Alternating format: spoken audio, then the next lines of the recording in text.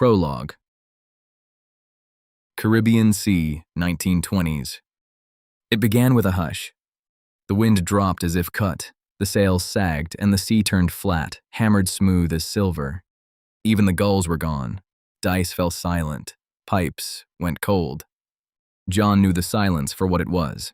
His hand tightened on the wheel. The first gust struck without warning, a whip across the deck. Sails snapped taut with a crack like musket fire. Men staggered, cursing. "Reef her down," John ordered. His voice barely carried over the sudden howl. The storm fell like a curtain. Rain came in sheets, slashing at faces, blinding eyes. The sea rose in walls, black and slick, each one higher than the last. The Endeavor pitched and groaned, timbers shrieking under the strain. Lightning pierced the sky, splitting the clouds into a momentary day.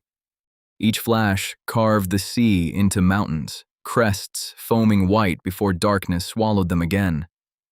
Thunder followed hard on its heels, not in peals, but in concussions, hammer blows that shook the mast and rattled the teeth in a man's skull. The air smelled scorched, alive, as though heaven itself were on fire and had bent low to strike the water.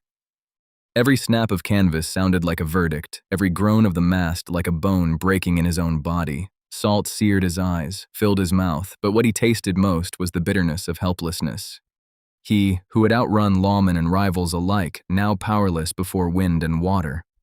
Part of him still raged to fight, and part of him almost longed to surrender, if only death would come swiftly and not drag his men screaming with him into the dark.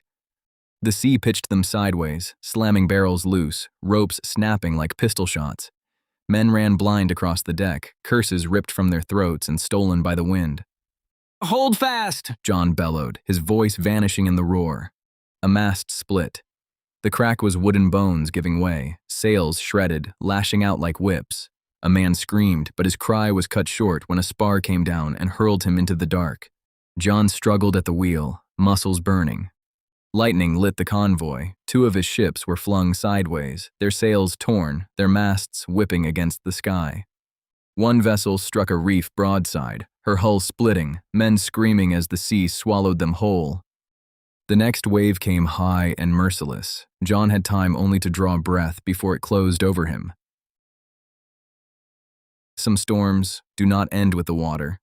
Some follow a man ashore and wait for him in the dark.